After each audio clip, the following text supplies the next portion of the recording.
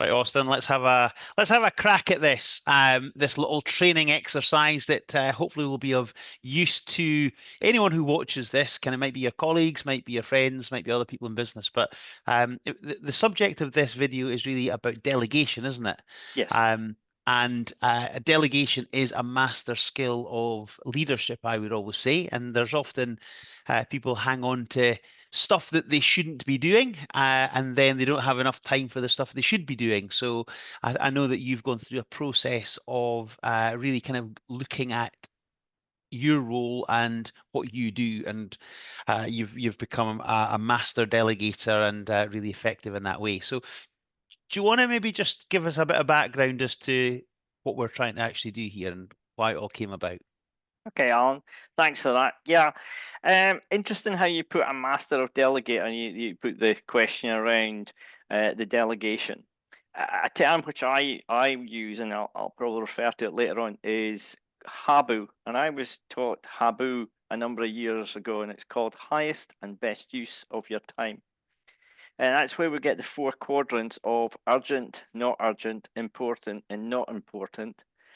And you want to focus that you are dealing with the not urgent but important, and trying to focus yourself up there in that quartile Nice. of where you are best for spending your time. So out of that, we had this conversation last year where it was around roles and responsibilities, and looking at what the roles and responsibilities and each role was responsible for. And that came down to the delegation part. Now, a challenge that you gave me, and there's the part that took the effort. The challenge you gave me was to create some kind of format, a spreadsheet is which we stuck with, and to lay out and to catalog all the actions I did over a 3-month period.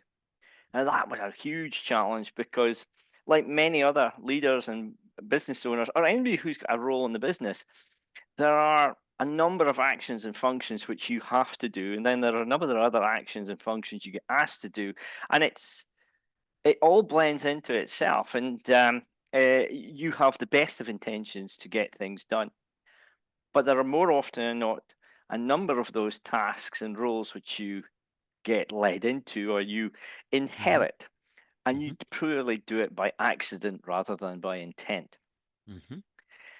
So the exercise which I went through is I created this spreadsheet, and it took me 3 months to do this. A week is too short. After a week, you really haven't had the opportunity to really dig into what it is you do or Hmm. for your role. That is more sort of just functional, I felt. And a month gave me a better understanding of what I was doing. But the doing it over a longer period of time, and I would say 2 months is probably could be about right. But Hmm. within the 2 months, you get a much better idea of the Hmm. cadence of the actions Hmm. that you're getting asked to do. Hmm. So what I can do is I can share you the spreadsheet which Yep. we developed together, and a lot of this actually came off the conversations you had that you'd provided me in my coaching Hmm. sessions, and this is what I ended up with. There we go. Good. So I will share this as a spreadsheet. So do you want to just talk us through Yeah. almost So that the, just let me know. You're quite comfortable in seeing that? Yep, perfect. You All go right. for it. So the spreadsheet is basically, it's a very basic spreadsheet, Hmm. but it's very functional in that I have split it into what made sense to me. I'm not saying this is right for everyone, Hmm. but it did for myself. Now, my role at the time was a director with no name, as I used to call it. But formerly, I'd been the managing director of a company, Clark Computers Limited. And I had therefore had a lot of fingers in departments throughout the business. Now, not everybody else would have departments. Some people would just be in a specific role. But it's quite unusual if somebody doesn't actually have multiple departments which they have got some kind of interaction with. So in this one, I had, you can see I've got the department column here, and I've broken it down into finance. Some people may call it accounts. Then there was my management role. These are the duties which I did through my director's role. There was marketing. Oh, miscolored that one, but I will come back to that. There was operations, and then there were sales. So I had a number of tasks and duties which I did throughout the quarter. So if we just take, for example, what I took by a department, I'll just feed it down. I've just filtered this, and this is just the finance roles I did. So the next part was, once I'd identified the department, I would then identify the task. So it might be in a meeting with the accountant, or it would be looking at the cash flow, the profits and loss report. It may be asked to go and check invoices or approve the payroll for that month. So these were all the tasks which I was involved in throughout the 3-month period. I then took a moment and then broke it down by the description. So the third column is the description column. That gave me a bit of context that I could share with my team or with others within the leadership team in my business to explain to them what the task would involve. So as you can see on the accountant meeting, it was a meeting with the accountant to review the accounts. So I kept it very basic. Somebody told me a little while ago is to almost keep it like a title of a film, maximum of 10 words. So I really didn't go into any great depth of that. The next column across, which is action, the action was to give a description of how often I would have to do the job, what was the purpose of the description and the task, and what action I would have to take if I was following through with this activity. I'm just going to pull this line down and just see if I can make it just that bit smaller so it gives you an example of it. Oops. I've done something skew there. So action. Okay. See if I can do this again. Apologies for that. Just trying to get this bar across a bit. Okay. So that was the action. So an example of it was invoice checking. So it would be the review for approval or changes of invoices, review invoice queries, clarifying question with finance as required. So it gives some context behind what we're doing. The next column over was the frequency. So I could tell the frequency of each of the tasks I was able to say whether it was either done weekly, monthly, bi-monthly, quarterly, or annually. So in this occasion, for the meeting with the accountant, we have 2 meetings a year with the accountant. So I would say it was biannual compared to if it was looking at the balance sheet, which was done monthly. The next column across was the urgency. This was to highlight how urgent it was to carry out the task. And that was just give me some kind of feeling for which ones had to be carried out and which ones could be put off for a few days or would be something that would have to be scheduled. So, for example, the accountant's meeting was marked as medium. It was important, but it wasn't vital to get it done. Whereas the balance sheet, looking at the balance sheet, although that is important and it was to be done monthly, it wasn't urgent that had to get done. Compared to if invoices had to be checked and get out, if I didn't get the invoices checked and out in a timely fashion, i.e. they were urgent to get out, I was now a blocker to the finance department to be able to approve the invoices and send them out to the clients. And by the way, the majority of this was, when we're speaking about these invoices check, it does say these are review for approval. So this wasn't that we're approving all, this was the exceptions that we were approving. Then my next column across I had was whether or not I could delegate or I would keep the tasks. So I then color coded these again, and I was to say that here's an example. Here was the ones which I would have in this column here of keep, these ones which I would retain, compared to the ones which I would delegate, and I would delegate them to someone within the business. Now, at that point, when I was going to delegate any of these tasks, that's when I was going to go and have a conversation with the individual that's going to be delegated to go through this spreadsheet with them to give them an outline of what the task was, why it was being done, how it was being done, the frequency of it, the urgency, the status of it, and then to make sure I put a time frame on it to make sure that this was delegated. Right. So the time frame, this was more an estimate. We can see that I haven't delegated absolutely everything. And then my final column was to say whether or not it had been delegated or not, whether it was completed or not. Now, if I take you back to my original, this is the original list which I had. Yeah. And this original list gives you a fairly good breakdown of all the things that we had done by task, description, etc. Now, the one which I would like just to give a little focus on is here is an example of all the sales tasks I had. Yeah. Ones to have a bi-weekly huddles, so twice a week having a huddle with the team, giving an update, doing the sales and marketing meeting weekly, one-on-ones on quarterly basis. Now, when I go and look at this one, I can show you how all the urgency is done. But the thing which I'd like to draw in is I've actually managed to delegate all of these tasks. Brilliant. They've all been completed. I no longer have any engagement with these tasks. They've been delegated to my colleagues, and they report up through our L10 meetings on a weekly basis to give me a report on the Brilliant. sales figures.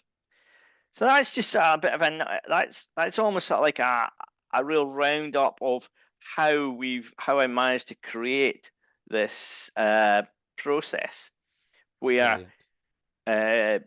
and the real crux behind this was the ability to identify each of the tasks, give them give them this description, action, frequency, and that really helped me be able to focus.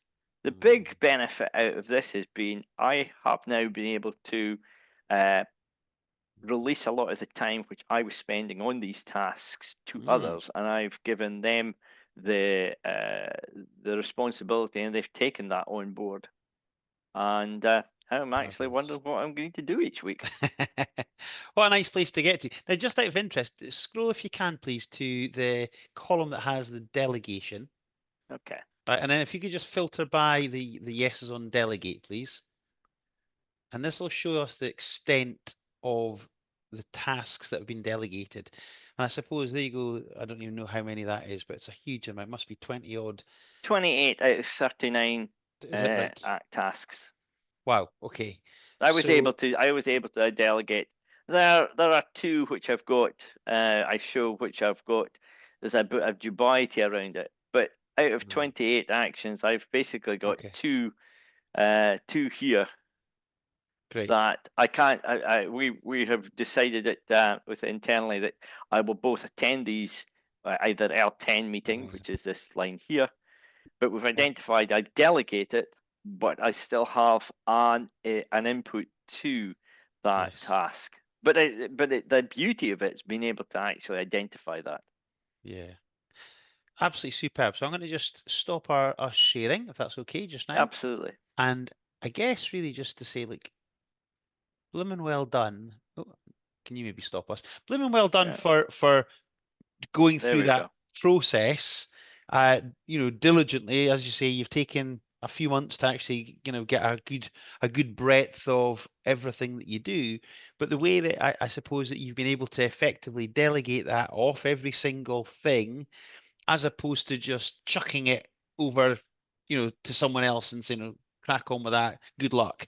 So you feel confident that you've effectively delegated those tasks so that people are running with them. would it be fair to say that some people have maybe even run better than what you could do on some of them? That's Absolutely. often the case.